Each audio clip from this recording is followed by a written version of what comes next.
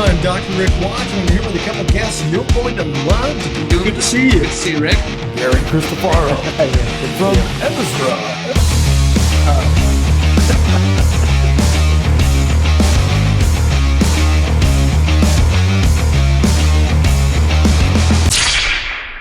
Welcome to the interview. I'm Dr. Rick Watch, and we have a special guest with us today, Gary Christopher with Ezra International. Hey, Rick. Good to be with you. It's good to be with you, too. You know, these are trying times, and that's the reason we wanted to get together today and do this. They really, really are, and that's why this is so important. There's so many voices sharing lies today that I thought this was a great opportunity to share some truth, with what's going on with the Israeli war. Yeah, and there's a lot of things going on around the world in a lot of different areas: financial, political. Countries are being devastated by what's going on with their own economies. But what is the central thing, as far as biblically what's going on, is the Israeli war. And why is that? Absolutely. Well, Rick, it comes down to an ancient hatred. Once again, I believe that God is identifying all of his enemies, all those who align with the enemies of God and Israel. I mean, because let's face it, this is a spiritual war. It's a war of good over good and evil, and it's God's way of identifying who will stand with him and who will not, because it really comes down to a war about who is God. Think about it for a minute, Rick. What do these demonic hordes chant when they're standing over the mutilated bodies of dead Israelis? I mean, babies, women, children. Sure. They're chanting Allahu Akbar, right? Mm-hmm. Well, the media translates that as God is great, but we know that what they're really saying is God is greater. That's the better translation. God is greater. Greater than what? Greater than your God, Jews, greater than your God, Christians. In other words, they believe that what they're doing is in the name of their God, who is not the God of Abraham, Isaac, and Jacob. Right. And please, for our audience sake, there's so much misinformation about, coexist. It's all the same God. No, it's not. If the God of Islam and Islamic terrorists was the same God as the God of Abraham, Isaac, and Jacob, the God of Israel, the Holy One of Israel, as Isaiah likes to call him, then he'd be schizophrenic. Right. And this is what I believe needs to be shared. We have so many talking heads sharing, it's about land, it's about anti-Semitism, it's about this or that. When it really boils down to it, it's about who the one true God is. The creator of the universe is the God of Abraham, Isaac, and Jacob. So part of the issue of what's going on in the Middle East is a different view of what the standard of ethics is. If you have a standard of morality and they're all the same standards that all the other nations around Israel, including Israel, live by, then you could come to some form of negotiation. You could work it out. That's not the case. That's not the case. That's a great point. I'm glad you brought that up, because we try to think in Western terms. We think as civilized human beings that everybody thinks the way we do. And the Islamic ideology, the Islamists who are pulling this off, they do not think the way we think. And the sooner the world realizes that, the better. I mean, there is no making peace with the people who want to kill you. There is no making peace with an Iranian culture that says death to Israel and death to America. And make no mistake, Iran is pulling the strings of Hamas, Hezbollah, all of these terrorist organizations that are operating within the confines of Israel and all of their borders. They're being supported and led by the Iranian regime. This goes back to Isaac and Ishmael. Yes. Right? So there's a characteristic that Genesis, Bereshit, brings out about Ishmael. What is that characteristic? That he be a wild man, and every hand of every man would be against him and his against the other. Very prophetic, and exactly what's going on. Yes. Are there Arabs in Israel Oh, and of course. Jerusalem working across the borders? Are there? Of course, that there's another lie I'm glad you've pointed out, is this idea of somehow that Israel is an apartheid state, when in fact Israel has Arabs in the Knesset, their government, their parliament. Yes. They have Arabs working in all facets of life. They're in the IDF. They have equal rights as citizens in that country. And in fact, quietly, many Arab people have told me that they would rather be ruled by Israel than by the Palestinian Authority or Hamas or any of those like them, because their life is so much better in Israel. It's not that Israel hasn't said, let's have peace, and there would be peace. Right. Of course not. Israel wants peace. There have been so many attempts. But the other side has to agree to peace as well. And even though they'll say it, there'll be a ceasefire, then it's right back to getting themselves prepared again, digging the tunnels, putting all their money, not in the infrastructure to help their own people, the Palestinians, if you want to call them that, but no, it's putting it back into what can we do to destroy the Israelis. Exactly. And that, so bad. You're bringing up such good points, because there's been so many attempts. First of all, another lie that we hear all the time, this is about occupation. Well, the region of Gaza has not been occupied by Israeli army since 2005. That's what, 17 years? They have not been occupied. So that's a lie.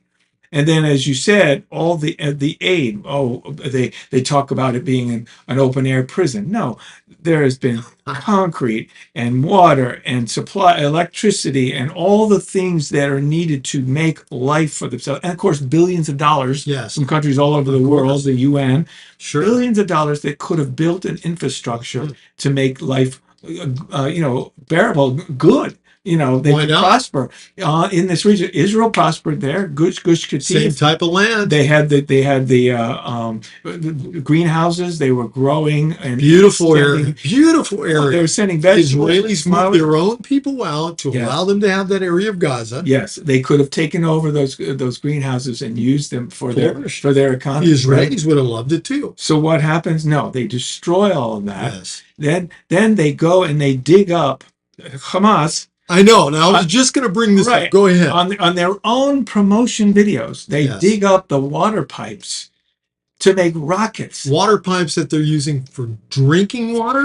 For fresh water. The same water that they say Israel's denying them. Dig it up. Use for what? Those pipes are used for fuselages for their missiles, for their rockets. It's insanity. It is. And then the world is under such a deception that they believe what Hamas is saying, and that the Palestinians are being so oppressed by the Israelis. Right. And it's just, if you've ever been to the land, then you know this is a lie. If you've never been to the land, I'm going to say this respectfully, shut up. Because you don't know what you're talking about. Don't watch the news, CNN and MSNBC and these other woke channels.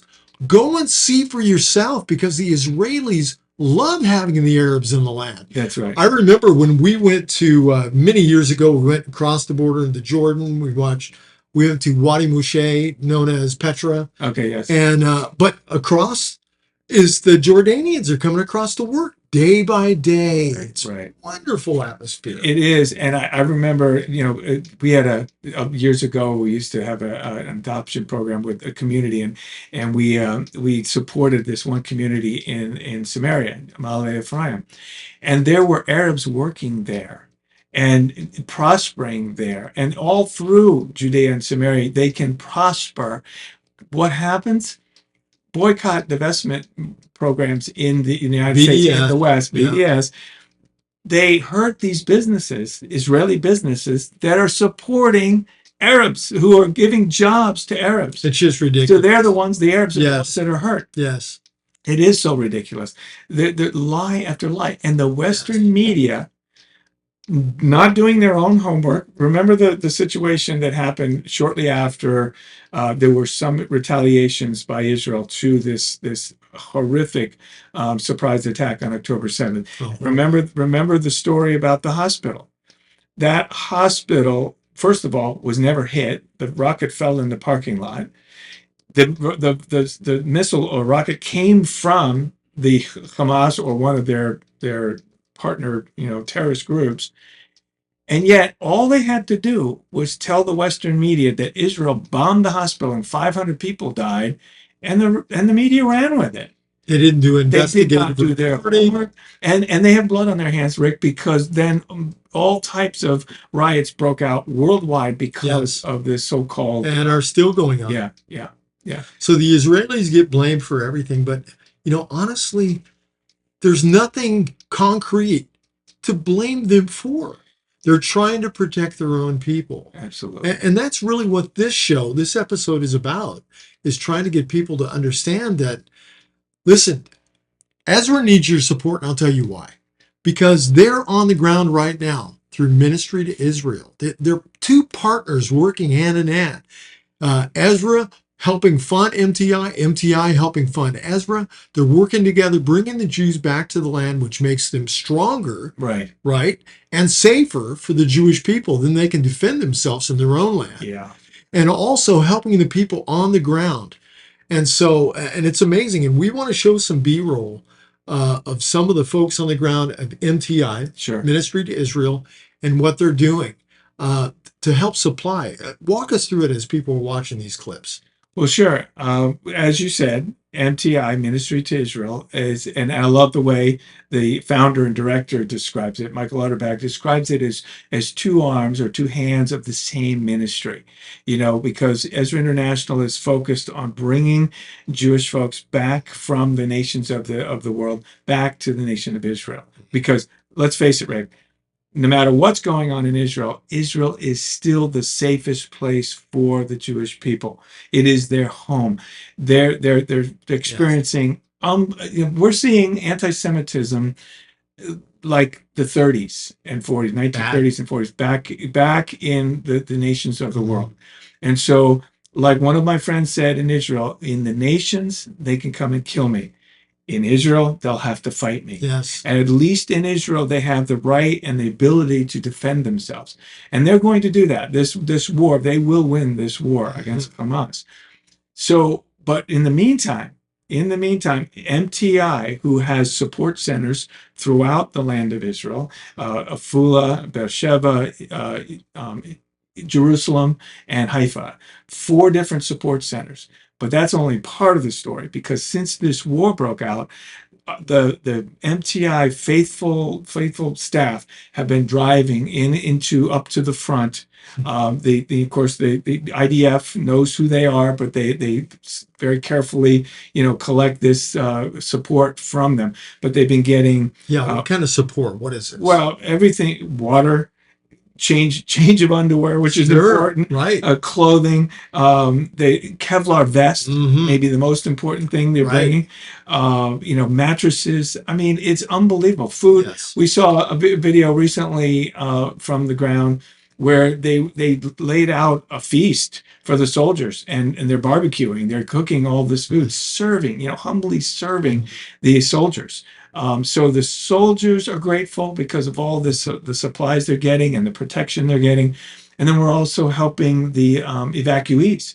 The evacuees have had to leave, had left the region. They're staying in hotels, things of that nature. So we're there to help them as well. So I think one of the first things that I can recall we did, like the day after the war broke out, was to bring, I believe it was 16,000 cases of water to the bomb shelters where some people were still staying.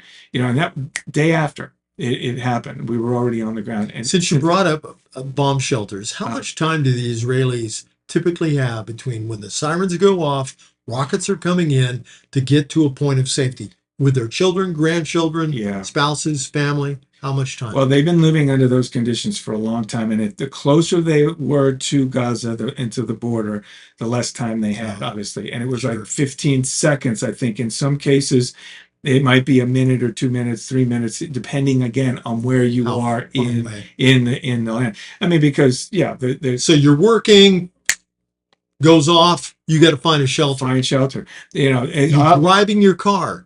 Get out of your car, find a shelter. Whatever they can. Nursing your child. Yeah. Feeding your children. Everyday life. Everything stops. Everyday life. And you don't think that brings trauma to the Israelis? What have they been under? Thank God for technology like the Iron Dome, because, if it had not been for Israel's ingenuity and intercepting all of these missiles coming in, so many more casualties would have happened. Think about that for a minute. Hamas, Hezbollah, they can fire all these rockets. As long as Israel intercepts them, things kind of go back to normal, right? But then something like this happens. Now, this is a bit unprecedented since like 50 years ago when the Yom Kippur War happened. But something like this happens, and for a nanosecond, everybody feels sorry for Israel, or most felt sorry for Israel. As soon as Israel retaliates, and this has been and why do they retaliate? To try to just get it to stop. To get it to stop. Most cases, they did it just to get it to stop, and they've paid a price for that. They would go in, they would take out some structure, infrastructure, take out some of the leaders of Hamas. The world would complain. They would stop. Hamas would reload. They would get ready for the next time. This time is going to be different. I truly believe that Israel knows the fact that they have to eliminate Hamas completely. And so, but the world didn't react any different. The world reacted the same way. As soon as Israel retaliates, now we're calling for ceasefire. Basically, all that ceasefire does is allow Hamas to regather itself, regroup, and they'll come back for more. It has to stop. Hamas has to go, and Israel knows that this time. I believe they know that. Think about how hypocritical it is to blame the Israelis when we don't blame the Ukrainians. Right. No, Israel's the only country on earth, I believe, that will be attacked, and in this case, such a barbaric, horrific on civilians, this attack, and then still have to justify a retaliation or the removal of their enemy. And I'll say this, just a moment ago where you said, shut up. I'll say this about some of our politicians. They need to shut up.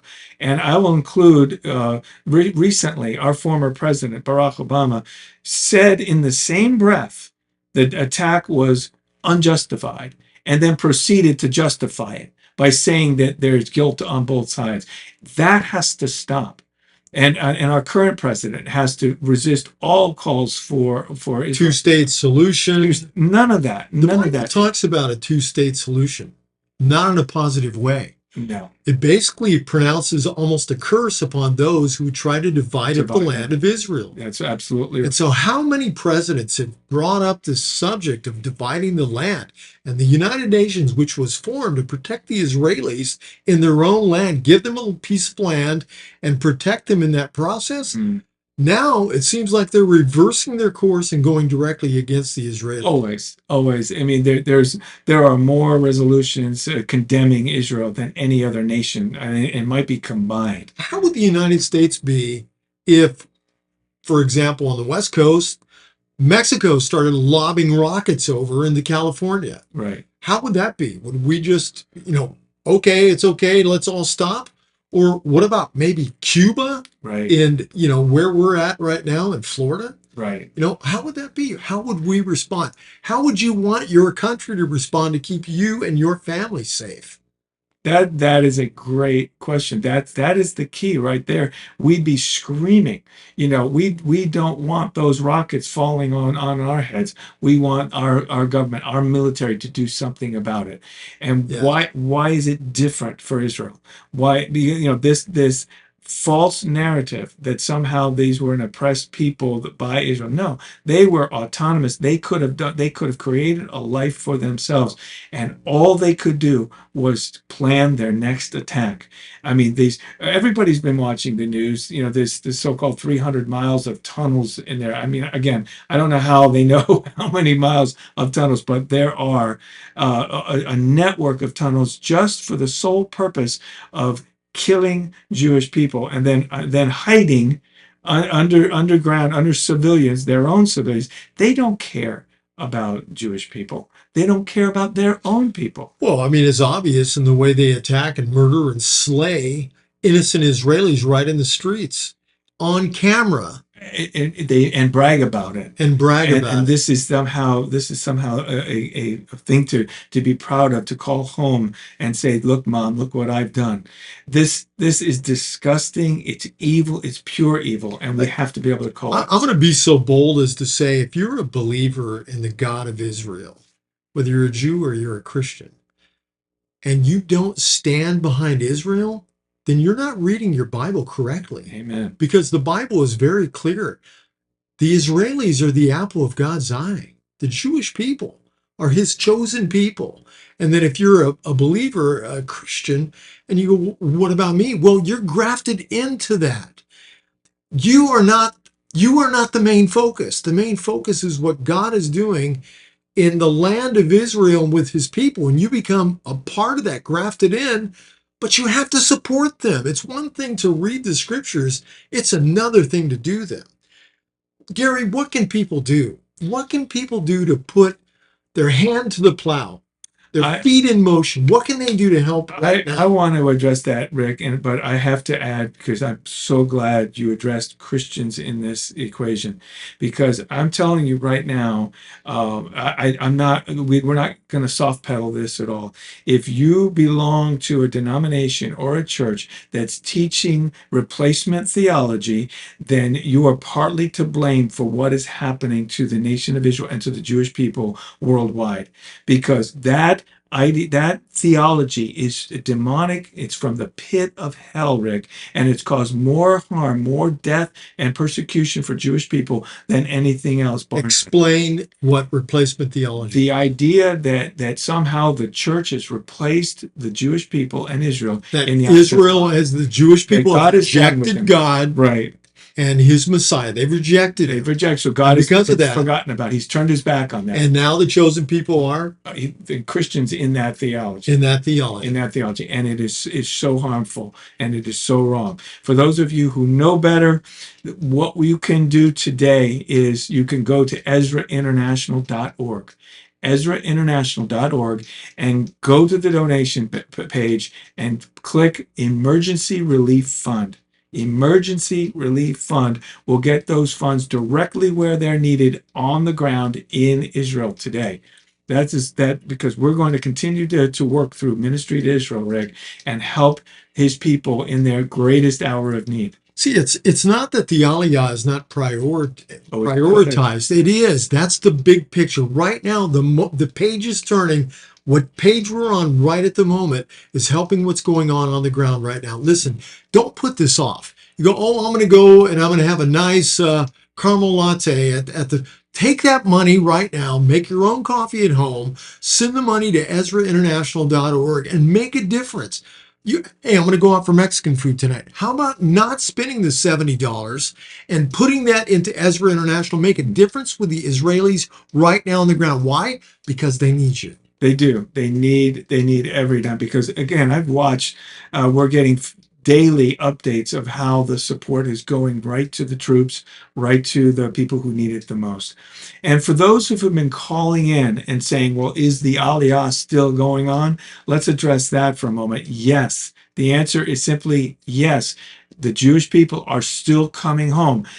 The IDF is going to keep this isolated to the Gaza region. They're going to win.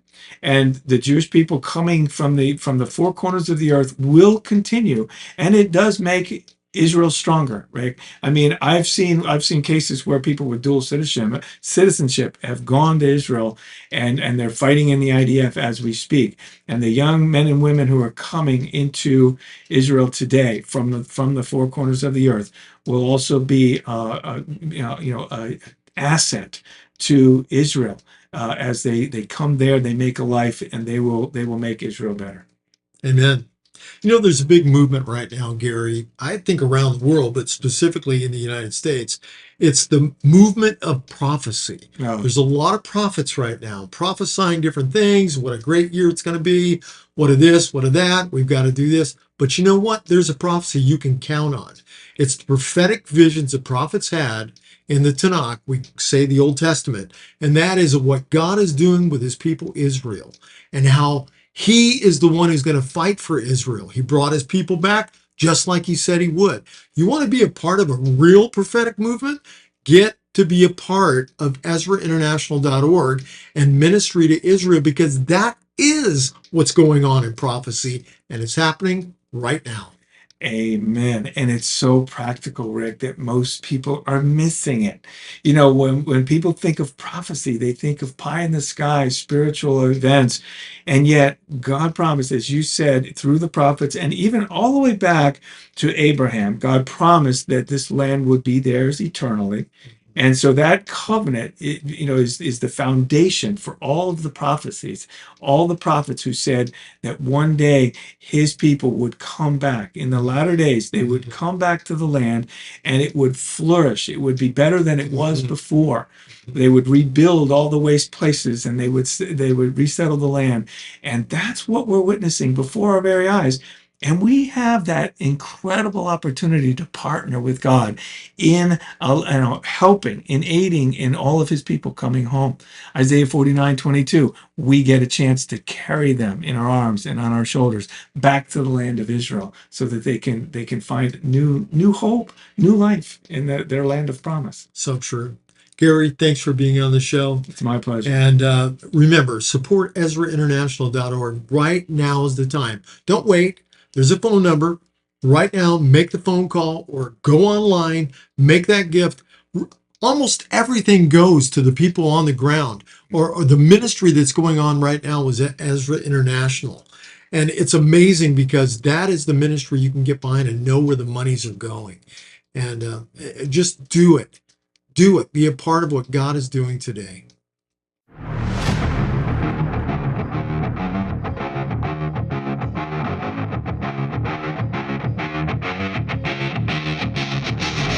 Welcome to the interview. I'm Dr. Rick Watts. I'm here with a couple guests you're going to love.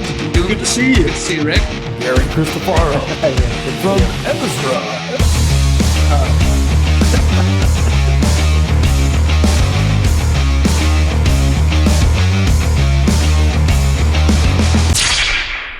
Do you stand with Israel? Now is the time to show how much you care. Now is the time to take a stand. I'm Gary Christopher, Vice President of Ezra International. This is a battle between good and evil. Ezra International and our sister organization, Ministry to Israel, are on the ground in Israel supporting the IDF and helping the Jewish people in their great hour of need. We are supplying tens of thousands of items: food, clothing, mattresses, Kevlar vests for the soldiers, and so much more. We are helping the evacuees and helping keep our recent immigrants safe. With the recent rise of anti-Semitism and anti-Israel sentiment around the globe, Israel is still the safest place for the Jewish people. It is their home. Will you help? Please go to EzraInternational.org and give to the Emergency Relief Fund today.